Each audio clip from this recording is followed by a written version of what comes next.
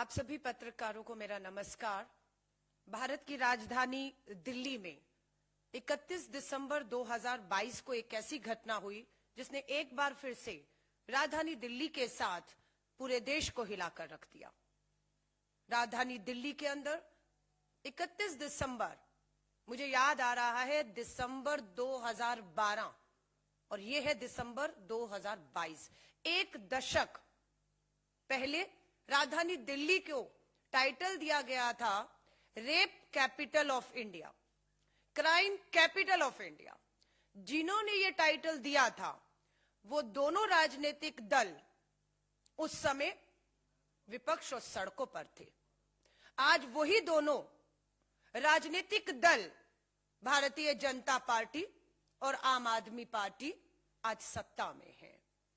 इस पूरे एक दशक में जो टाइटल था रेप कैपिटल ऑफ इंडिया का, इन्हीं लोगों का दिया हुआ आज भी बरकरार है। घटना होती है मंगोलपुरी इलाका, 20 साल की बेटी को 12 किलोमीटर तक एक गाड़ी में बैठे 5 लड़के 12 किलोमीटर तक घसीटते हैं।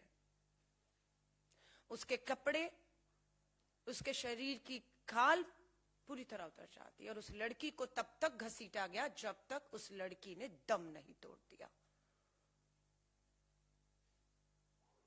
अगर मैं सिर्फ पिछले एक हफ्ते की आपसे बात करूं तो राजधानी दिल्ली के द्वारका में 14 दिसंबर को स्कूल से आ रही एक बच्ची के ऊपर एसिड अटैक होता है।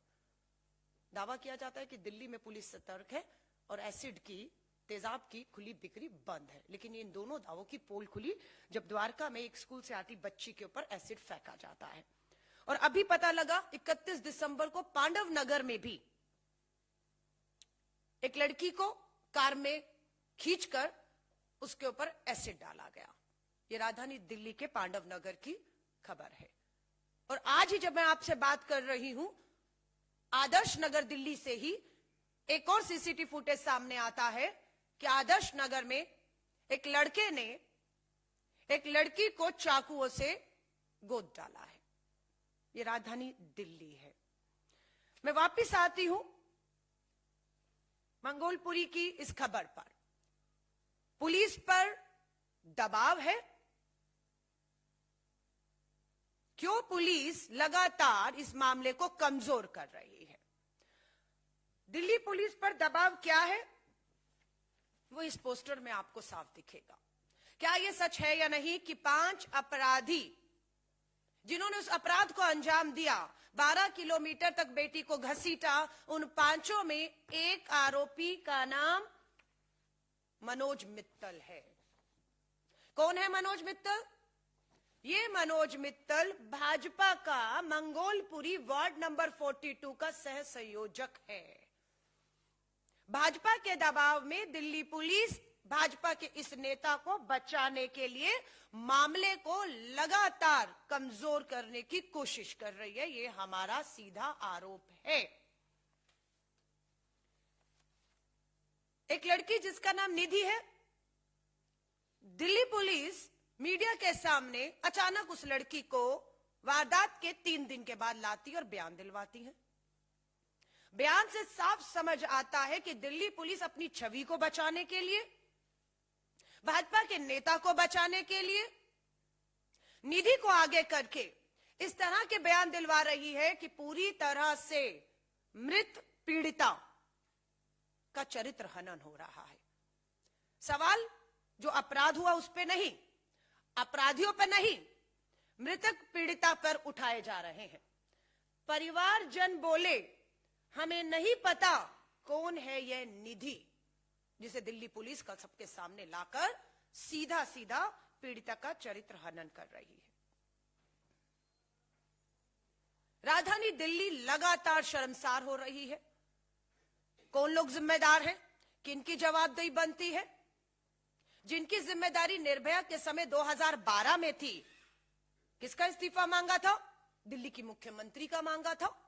तो आज 2022 दिसंबर में अगर ये वारदात होती है तो आज दिल्ली के मुख्यमंत्री को इस्तीफा देना चाहिए या नहीं, अपनी जिम्मेदारी के तहत।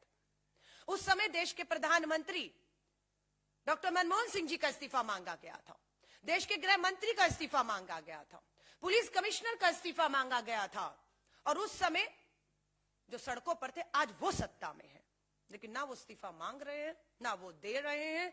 वो सिर्फ पीड़िता को बदनाम करने का, अपराधियों को, भाजपा के नेताओं को बचाने का काम कर रहे हैं। ये पहली बार नहीं हो रहा। उत्तराखंड की अंकिता भंडारी को भी मत भूलिएगा, भाजपा का नेता शामिल था, इसलिए अंकिता भंडारी के मामले में को दबाने की, भाजपा के नेता को उसके रिजॉर्ट में हुई इस जघन्य अपराध को ढकने की भाजपा ने कोशिश की। आज भाजपा मात्र इसलिए खामोश है क्योंकि उनका नेता इसमें शामिल है। दिल्ली पुलिस मात्र अपनी छवि को बचाने के लिए, क्योंकि 12 किलोमीटर तक जब बेटी को गाड़ी के नीचे घसीटा जा रहा था, तब दिल्ली पुलिस की दावा है हर 2 किलोमीटर पे पीसीआर वैन खड़ी थी, लेकिन एक भी पीसीआर वैन, वो जो घटना हो रही थी 12 किलोमीटर तक, किसी की नजर में नहीं आई।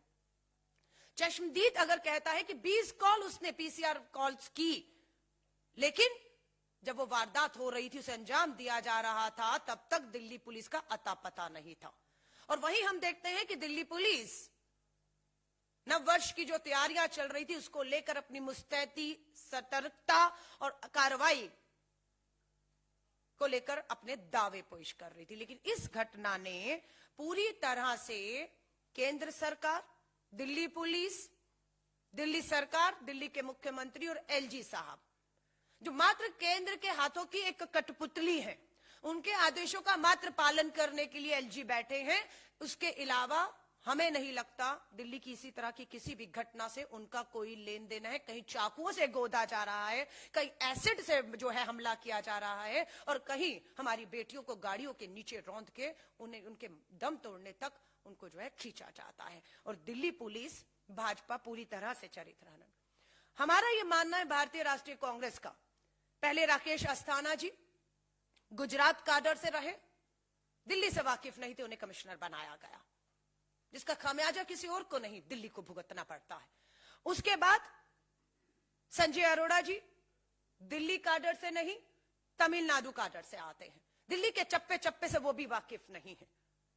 दिल्ली को एक ऐसा पुलिस कमिश्नर या अधिकारी चाहिए जो दिल्ली के चप्पे चप्पे को, दिल्ली की नस को, एक एक अपराधी को, उसकी अपराधी प्रवृत्ति को ठीक से जानता हो और उस पर एक पूरी तरह से कार्रवाई करने का एक पूरा प्लान बनाकर उसको, हमारी जो राजधानी दिल्ली है, उसे क्राइम मुक्त कर सके। लेकिन दुख की बात है कि ऐसा होता हुआ दिख नहीं रहा। 31 दिसंबर 2022 की यह घटना, और आज मैं आपसे 4 जनवरी 2023 में बात कर रही हूं। 4 दिन बीत जाने के बावजूद भी परिवार से शुरू में मीडिया से सीधे बात नहीं करने देगी। हमारी भारतीय राष्ट्रीय महिला कांग्रेस की राष्ट्रीय अध्यक्ष और महिला हमारी जो नेता हैं, जाकर परिवार से उन्होंने भी मिलने की कोशिश की, बिल्कुल भी परिवार से नहीं मिलने दिया गया। सच्चाई क्या है वो नहीं आने दी गई सामने। और पुलिस के अधिकारी जो डीसीपी वहां के रहे, उनके बयान घटना के कुछ घंटों के बाद क्लीन चिट देते हुए दिखे अपराधियों को, बिना अपराधियों के पकड़ में आए, बिना उनकी जांच हुए मेडिकल, ये कह दिया गया कि वो नशे में थे ही नहीं। बिना बेटी के पोस्टमार्टम की रिपोर्ट आए बिना पुलिस ने क्लीन चिट दे दी कि बेटी के साथ किसी तरह का कोई अपराध हुआ ही नहीं। लेकिन परिवार को लगातार लगता रहा कि बेटी के साथ कुछ अपराध हुआ है, इसकी जांच होनी चाहिए, निष्पक्षता से होनी चाहिए। सवालिया निशान एक बार फिर खड़ा होता है दिल्ली की पुलिस की साख पर, उनके दावों पर, जिसकी पोल एक के बाद एक अपराध जो है वो खोल रहा है। और देश के गृह मंत्रालय से मैं कहना चाहूंगी, देश के गृह मंत्री से मैं कहना चाहूंगी, लाल किले की प्राचीर से बेटी बचाओ का नारा देने वाले हमारे प्रधानमंत्री जी से कहना चाहूंगी, एक दशक कम नहीं होता है।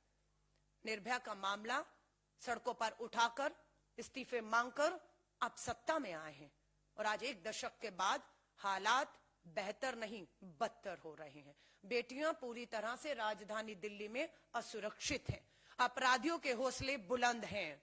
पुलिस या सत्ताधारी नेता पूरी तरह से अपराधियों को बचाने के लिए खड़े हुए राजधानी दिल्ली हो या देश के कोनों तक में दिख रहे हैं। हम ये मांग करते हैं कि पीड़िता के परिवार को पूरी तरह से, जिस तरह की भी उनकी मांग हो, उनकी मांगों को मानते हुए इस जांच को तुरंत पूरी तरह से निष्पक्षता से, बिना किसी दबाव के पूरा करके अपराधियों को फास्ट ट्रैक कोर्ट के तहत मात्र 3 महीने के अंदर आपकी नियत है। सीसीटीवी फुटेज है, पोस्टमार्टम रिपोर्ट है, अपराधी आरोपियों की मेडिकल रिपोर्ट है, गवाह आपके पास चश्मदीद सब है। सब कुछ होने के बाद मुझे नहीं लगता अब समय लगना चाहिए, एक उदाहरण बनना चाहिए इस मामले को और फास्ट ट्रैक कोर्ट में सुनवाई करके 3 महीने के अंदर इस सुनवाई को पूरा करते हुए अपराधियों को, आरोपियों को दोषी साबित होते ही कानून के तहत सख्त से सख्त सजा दी जाए, ये भारतीय राष्ट्रीय कांग्रेस मांग करती है। और भारतीय राष्ट्रीय कांग्रेस पूरी तरह से पीड़िता के परिवार के साथ खड़ी है और हम उन्हें विश्वास दिलाते हैं कि दिल्ली पुलिस अपनी छवि को बचाने के लिए या भाजपा के नेता को बचाने के लिए धन, बल, सत्ता का जितना मर्जी इस्तेमाल कर ले, पीड़ित परिवार अगर हमें सुन रहा है तो हम उन्हें भरोसा दिलाना चाहते हैं कि भारतीय राष्ट्रीय कांग्रेस एक एक दोषी को, आरोपी को सजा मिल जाने तक, पीड़िता और उसके परिवार को न्याय मिल जाने तक पूरी ताकत के साथ खड़ी है और खड़ी रहेगी। धन्यवाद। आप पत्रकार साथियों को कोई इस पे सवाल हो?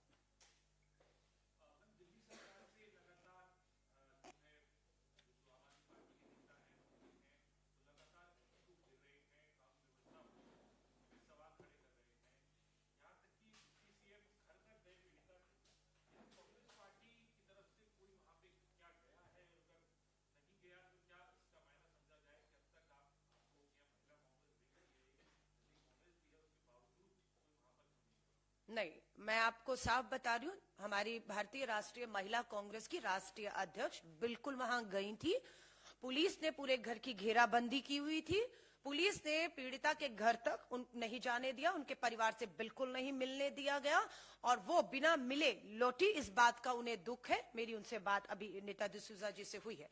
जहां तक आप दिल्ली के मुख्यमंत्री की बात कर रहे हैं, उन्हें वही मैं याद दिला रही हूं कि 2012 निर्भया में वो रामलीला मैदान से राष्ट्रपति भवन तक पहुंच चुके थे, इंडिया गेट तक प्रदर्शन हुए थे, मुख्यमंत्री का इस्तीफा मांगा जा रहा था, गृह मंत्री, प्रधानमंत्री के इस्तीफे मांगे जा रहे थे, पुलिस कमिश्नर के।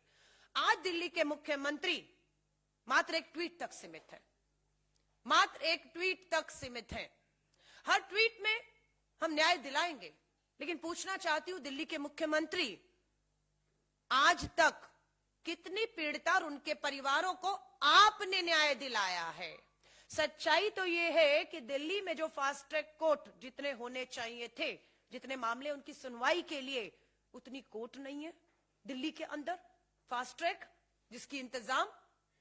और अगर वकील भी पीड़िता के परिवार को वकील देने की जरूरत है, आर्थिक मदद, वकील, कानूनी तौर पर और फास्ट ट्रैक कोर्ट, ये दिल्ली सरकार का काम है जिसे दिल्ली सरकार नहीं कर रही। और दिल्ली की बेटियां ये नहीं सुनना चाहती हैं दिल्ली के मुख्यमंत्री के मुंह से कि उनकी एलजी से नहीं बन रही है, उनकी देश की सरकार से नहीं बन रही, उनकी सुनी नहीं जा रही है। आपकी इस नूरा कुश्ती में दिल्ली के मुख्यमंत्री, दिल्ली के एलजी, देश के गृह मंत्री की नूरा कुश्ती में, लड़ाई झगड़ों में हमारी दिल्ली की बेटियां पिस रही हैं। हम ये नहीं सुनना चाहते हैं। मैं आपसे अगर छोटा सा उदाहरण देकर पूछूं कि आपके बच्चे को भूख लग रही है, वो आपसे रोटी मांग रहा है लगातार, आपके घर में आटा नहीं है, आप क्या करेंगे? बाहर जाके धरने पे बैठ जाएंगे या आटे की व्यवस्था करेंगे, अनाज की व्यवस्था करेंगे, अपने बच्चे को रोटी देंगे? दिल्ली का मुख्यमंत्री वही, बेटियों को सुरक्षा नहीं मिल रही, उन्हें दिल्ली की बेटियों को सुरक्षा देनी है, लेकिन वो क्या कर रहे हैं? उन दिल्ली की बेटियों को पूरी तरह सुरक्षित करने की बजाय वो धरना कर रहे हैं, प्रदर्शन कर रहे हैं, फोटो ऑफ हो रहा है कि हमारे विधायक कमिश्नर को जाकर मिलकर लेटर देकर गए, फोटो खिंचवाई, फोटो मीडिया में डाल रहे हैं। आप एलजी के घर के बाहर धरने में दे रहे हैं। दिल्ली का मुख्यमंत्री एलजी के घर के अंदर क्यों नहीं जाते हैं? एलजी के साथ बैठ के बात क्यों नहीं करते? दिल्ली के मुख्यमंत्री एलजी का हाथ पकड़कर देश के गृह मंत्री के पास गृह मंत्रालय क्यों नहीं जाते? दिल्ली पुलिस कमिश्नर को ये तीनों मिलकर तलब क्यों नहीं करते? क्यों किसी पर अभी तक कार्रवाई नहीं की हुई? कोई किसी को क्यों सस्पेंड नहीं किया गया? इतनी बड़ी वारदात दिल्ली राजधानी में 12 घंटों तक हुई और एक बेटी देखते देखते मौत के मुंह में चली गई और अभी भी पीड़िता का चरित्र हनन किया जा रहा है। वो कहां थी, किसके साथ थी, क्या पहना था, क्या खाया था, क्या पिया था? पूरी तरह अपराध से ध्यान भटकाने के लिए सच्चाई ये है कि बेटी को 12 किलोमीटर तक घसीटा गया और तब तक घसीटा गया जब तक उसकी मौत नहीं हो गई।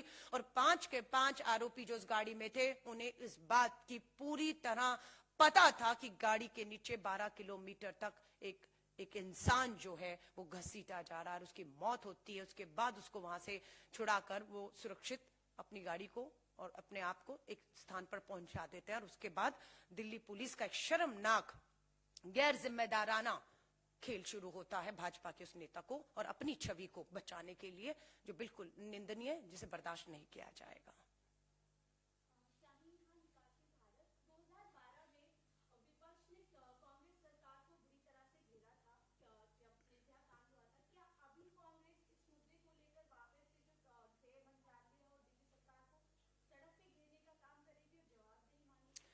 देखिए, उन्होंने हमें घेरा था इसलिए हम उन्हें घेरेंगे, ऐसा बिल्कुल भी नहीं है। अपराध उस समय भी हुआ, सड़कों पर विपक्ष ने निकलकर उस समय भी अपना धर्म निभाया था और सत्ता में बैठी कांग्रेस ने अपना धर्म निभाया था। निर्भया को अच्छे से अच्छा इलाज मिले, विदेश भेजकर उसका इलाज करा के उसकी जान को बचाने की अंतिम तक कोशिश की गई। पीड़िता के परिवार को बड़े से बड़ी कानूनी मदद, आर्थिक मदद दी गई। उनका हौसला बढ़ाया गया। श्रीमती सोनिया गांधी जी, प्रधानमंत्री, गृह मंत्री, मुख्यमंत्री शीला दीक्षित जी पीड़िता के परिवार के साथ खड़े थी। आज कोई दिख रहा है आपको खड़े हुए? अपराधियों के साथ खड़े दिख रहे हैं, पीड़िता का चरित्र हनन करते हुए दिख रहे हैं। हम इसलिए नहीं इस लड़ाई को लड़ रहे कि वो हमारी सरकार के समय खड़े थे, हम भी खड़े होंगे। नहीं, वो नहीं भी खड़े हुए होते तब भी ये मामला राजधानी दिल्ली का है, राजधानी दिल्ली की बेटियों का है, जहां पर देश चल रहा है, सरकारें बैठी हैं, प्रधानमंत्री, गृह मंत्री, पूरा देश यहां से चल रहा है। और यहां पर अगर बेटियां सुरक्षित नहीं है, एक दशक के बाद भी, निर्भया के बाद भी, तो ये गंभीर चिंता का विषय है, चिंतित होना होगा। सबसे बड़ी बात है, देश की महिला बाल विकास मंत्री का महिलाओं की सुरक्षा से कोई लेन देन नहीं है। उनको सिर्फ श्री राहुल गांधी जी पर हमला करने का विभाग सौंपा गया, उनका काम सिर्फ वही है। और दिल्ली की अगर मैं बात करूं, दुर्भाग्य है 8 महिला विधायक होने के बावजूद भी, सक्षम महिला विधायक हैं, एक भी महिला मंत्री, महिला बाल विभाग मंत्री भी एक पुरुष के अधीन चलाना अरविंद केजरीवाल जी की क्या मजबूरी है, मैं नहीं समझ पा रही हूं। सो ये दोनों की गंभीरता दिखाता है कि महिलाओं को लेकर, उनकी सुरक्षा को लेकर दोनों सरकारें, भाजपा और आम आदमी पार्टी, कितनी गंभीर है, यहीं से दिखता है। धन्यवाद आप सभी का।